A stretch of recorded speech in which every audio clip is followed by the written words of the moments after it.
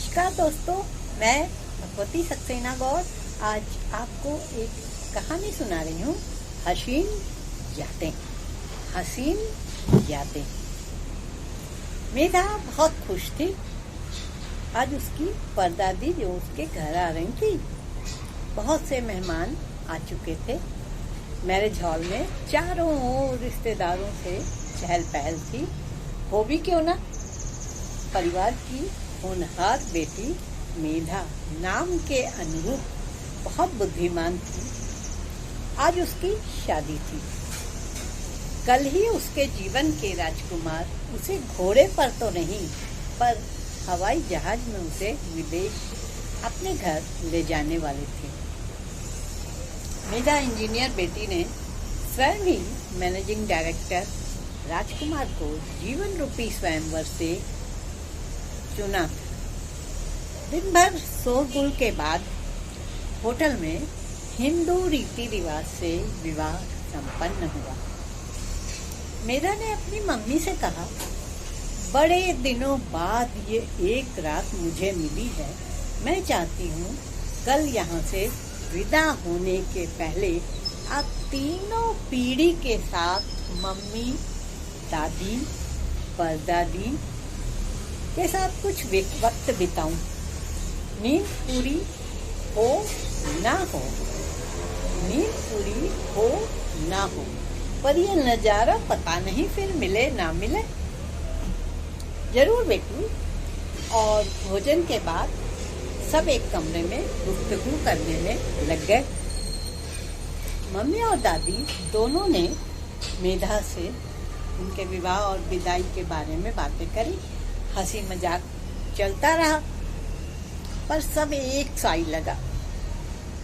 जब पर दादी से विनय किया, कुछ आप भी बताएं,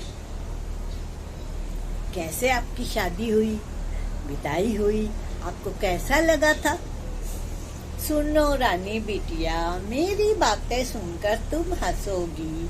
गुड़िया खिलाने की उम्र 12 वर्ष में मेरा विवाह हो गया। घूंघट के ऊपर चादर डाल दिया गया था। कुछ भी दिख नहीं रहा था। बहुत तेज गुस्सा आ रही थी, पर बाबूजी से डर लगता था। चुप रही। उस समय गौने का रिवाज था। 15 वर्ष में मेरा गौना हुआ। अब तो जरूरी था तुम्हारे दादाजी के साथ उनके घर जाना। सिर्फ एक ही खुशी थी। पूरे गांव वालों ने और अम्मा बाबूजी ने प्यारी सी साड़ियां और गहने दिए थे। फिर गला फाड़ कर रोते हुए मैं डोली में बैठी। चार कहार मुझे कंधे पर उठाए चले जा रहे थे। हिलती हुई डोली में थोड़ा डर भी लग रहा था। फिर एकाएक एक नदी आई। नाव बुलाई गई। दूल्हे राजा कहार और डोली सहित नाव में बैठ नदी पार करते समय बार बार लगता एक बार पानी में हाथ डालकर देख लूं, पर नहीं। अम्मा ने समझाया था, कोई बचपना नहीं करना। नाव से उतरकर ससुराल आई। रंग बिरंगी सजी धजी बैलगाड़ी में बैठकर तुम्हारे बाबा के साथ बैठकर, उस समय वो समय बहुत प्यारा लग रहा था। और मैं ससुराल पहुंच गई। तुम्हारे बाबा को एक ट्रांजिस्टर और साइकिल मिली थी। बहुत खुश थे। गांव में पहली बार लोगों ने ये चीजें देखी थी। साइकिल रोज धो पोछ कर रखी जाती थी। ट्रांजिस्टर जब बजता था तो गांव के कुछ बच्चे पूछने लगते थे, इसके अंदर कौन बैठा है जो गाना गाता है, कैसे पहुंचे इसके अंदर?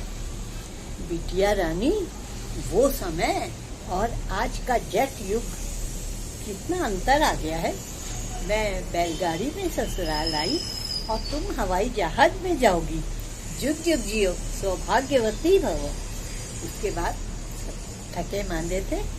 और नींद लग गई। सब मधुर यादों के साथ दूसरे दिन कुछ और सुहाने पलों को जोड़ने चल दी मेधा रानी। नमस्कार दोस्तों, मेरी कहानी कैसी लगी?